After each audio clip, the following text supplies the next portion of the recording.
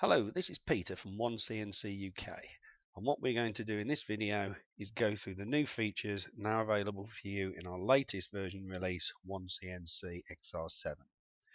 The features we are going to be looking at are available throughout all the product range, from Express to Expert, both in 2D and 3D toolpaths. So thank you for watching, and let's get started. OneCNC XR7 now uses the OneCNC Active Cut.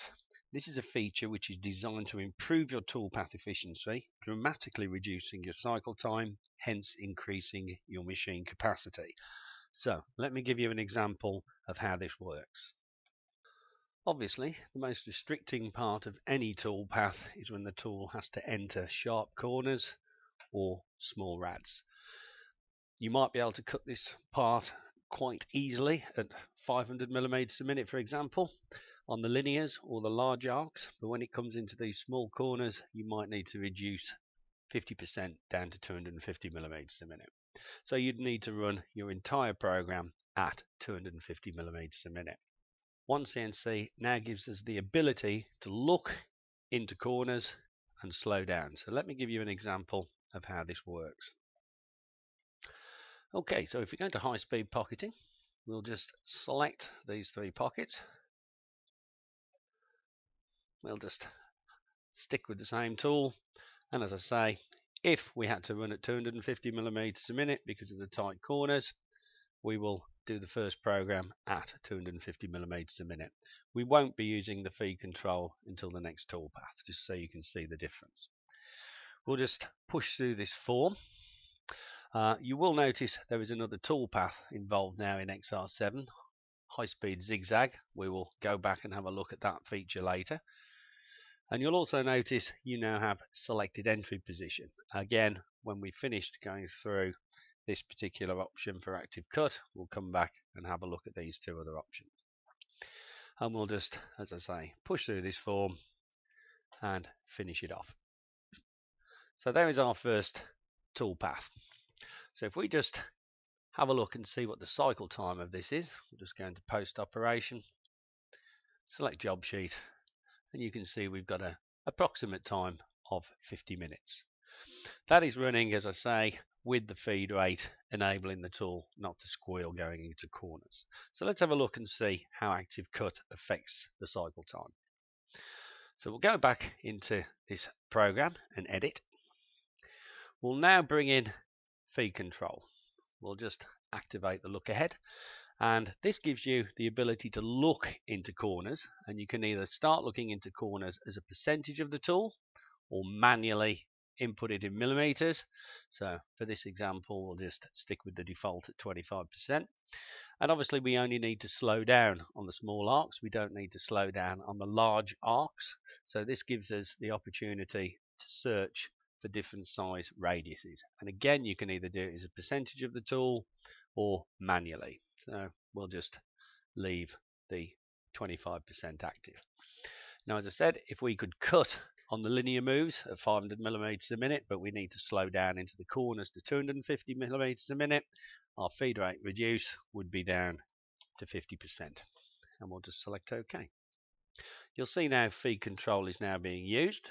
So I can ramp up my linear moves to 500 millimeters a minute. And again, we'll just push through the form, leaving everything else exactly the same. So let's compare cycle times. If we go back into post operation, select job sheet, you can see we've now reduced the cycle time by 50%. This is going to save you an awful lot of time, increasing the capacity of your machines, and also running the tools at the correct speeds and feeds, you get better tool life. Now, as you saw when we were going through these forms, there's also a few other options available. So if we go back into edit operation, we'll just go to our toolpath styles. And as you can see, there's a new option called high-speed zigzag. Again, this toolpath uses active cut technology, allowing you to slow down. But the unique thing about this toolpath is you can see just about, I will show you better when we actually run the toolpath through, the tool actually drops down, re-engages on the linear or arcs and removes all the cusps around the profile. So when you go around with your finish tool afterwards, you've got a constant cut, not going thick and thin, giving you a better surface finish. So we'll select high speed zigzag. Just for this example, we'll plunge in, maybe change the step over to 50%. Let's just ease off on the peck depth. Let's go for 12 millimeters. And again, we will just push through the form to finish. So let's see what this active cut is doing to this zigzag toolpath. So we'll simulate this toolpath and have a look and see what it does. So if I just zoom into this area, we'll just leave the toolpath to run for a few seconds and then I'll slow it down. Okay, so when you see it approach the linear wall or the radius, speed it up a touch, you'll see it actually drops down before it reaches the wall, radially arcs onto the wall, and then continues up to take its next step over. So, as I say, you end up with a nice smooth wall, no cusps for your finishing toolpath to go over, giving you a much better surface finish. But as you can see again, you can see it ramps off, radially arcs back on, and continue machining. So a very nice, efficient toolpath. Another feature they've introduced is giving you the ability to force your tool to start exactly where you want it to. You might be doing this because you've pre-drilled a hole before it goes off to heat treat, or you might be doing it because you're working with a casting and there's a specific position you wish to plunge in. Well, as I say, now you can control where the toolpath enters, and all you need to do is put a circle on the screen where you want the tool to start.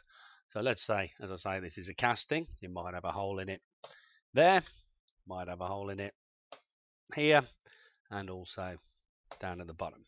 Now, as I say, this works for single toolpaths, single pockets, or multiple pockets. So we'll just go in and edit this mill pocketing cycle. We'll just push through this form again. We'll just go back to high speed close just for this example. And because we're plunging in to either a pre-drill hole or a casting, we can obviously select plunge. You then get an entry position. Automatic, obviously OneCNC would just calculate the most efficient place for it to start. We want to force the tool to start in a particular area. So we're going to select an entry position. Again, we'll just push through this form to the very end, and the prompt at the bottom of the screen asks you to select the circle for your entry. So we just simply left click on the entry points and it will recalculate the toolpath. And if we zoom in so you can see, the tool is actually plunging right on to the center of those 3 holes that were in there. So again, another method of increasing the efficiency of your toolpath. Another feature is you can now control the ramp diameter of your tool. Now, as you're aware, in the previous versions of software, you're restricted to the size of tool when using ramping Helix options, because OneCNC would default to basically creating a diameter which is almost twice the size of your tool. So you were limited on the size of tool that you could actually start removing material. So let's give you an example of how this works. Let's just put a quick rectangle on the screen. Let's say we'll go for a length of 30 and a height of, doesn't really matter for this one, 80. Now, because we've only got a 30mm wide groove to get into, as I say, in previous versions of software, you would have to be limited to your diameter of tool, possibly a 12mm diameter. In the new version of software, it will allow you to control the ramp helix that you create entering. So that gives you the ability of going with a larger tool to remove all the swarf much more efficiently. So let's just open up our stock toolpath, select the boundary again, and let's say we want to machine this with a 20mm diameter tool. So let's just drop a 20mm tool in there. Okay, let's say we're going to go 10 millimeters deep. We'll still stay with high speed closed. We're going to use ramp Helix because we're going into solid. As we're going into solid, I'll let OneCNC calculate out the start position itself. And as you can see, you've now got a minimum ramp diameter and a maximum ramp diameter. So let's just pop this back to what the maximum was, which would be your original default in XR6 or previous versions. And we'll just push this form all the way through to the end. Could not generate your toolpath. Check your settings. Now this is obviously down to the fact that your tool is oversized. So let's go back and recalculate this toolpath. So we'll just again go through this form, and as you can see, minimum and maximum ramp. So I'll just set this to a minimum of 5, accept the form all the way through to the end, and now you have a more efficient toolpath using a larger tool to get rid of all the material as quick as possible. Again, if this was a casting and you needed to force the tool to start in a particular area, you could just pop yourself a circle on the screen wherever you wanted it to start, recalculate your toolpath, select entry position, and then finally just select the entry position. And as you can see, if I just spin that round a bit, you can see the tool is helically ramping into the start of that hole. Obviously, to make the tool more efficient, as you are feeding into a hole, we could then change that over just to a simple plunge.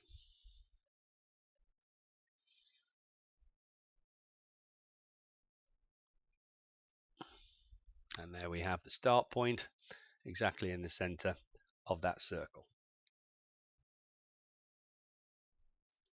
So let's recap.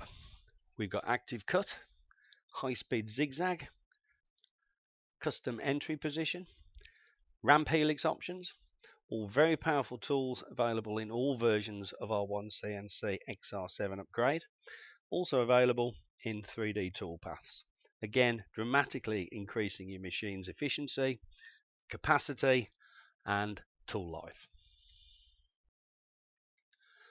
So the next thing we want to have a look at is Smart Selection. Now, Smart Selection is a brand new feature in OneCNC, and it's there to assist you in finding errors in customer files. So I'll just open up a quick example for you. So when you've loaded in your CAD file from your customer and either trying to create a toolpath in the profiles or maybe turning that wireframe into the model, you realize you've got a problem.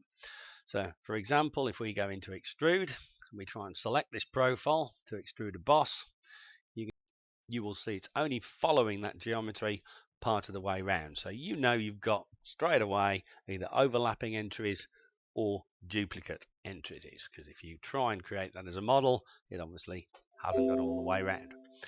Again, similar thing if you're going to create stock toolpaths and possibly high-speed pocketing. When you select the profile, you can see it's not tracking that profile all the way around. So again, you know straight away you've got problems with that geometry. To help, so let's just have a look and see how that works. So if we go into Smart Selection now and just activate the form, you can see it allows you to search for duplicate entities, overlapping entities, by connections, by type, by diameters, by length, by Z positions, by width, and by properties. So there's an awful lot of very powerful tools available within inside this. So we'll start off having a look for duplicate entries. Now, duplicate entries are complete copies, a full arc, a full line, and as you can see straight away, it's found a full arc going around this section of the profile. Now, they might do more than one. There might be 3 or 4 copies underneath there. OneCNC will have picked all of those up. And if we have a quick look for overlapping entities, you can see these are the partial profiles that it's managed to pick up. Now, as I say, very quick, very efficient. So once we've found those duplicate entities, we just simply select OK. They will remain highlighted, and then we can simply delete. Once you've deleted those out of the way, if you go back into high-speed pocketing, you can obviously select the profile. It's all connected up, so we can create our toolpaths. Or if you're going to turn it into a solid model, let's have a look at the quick access toolbar. Not unique to XR7, it's also available in XR6, but it becomes a little bit more relevant when you're working in XR7. You can then collapse these areas on the right hand side of the screen and the left hand side of the screen, giving you a much larger programming or modeling area. So I do hope this was helpful, and if you do have any questions, please get in touch with OneCNC UK. Thank you very much for watching, and hopefully we'll speak to you soon. Bye bye.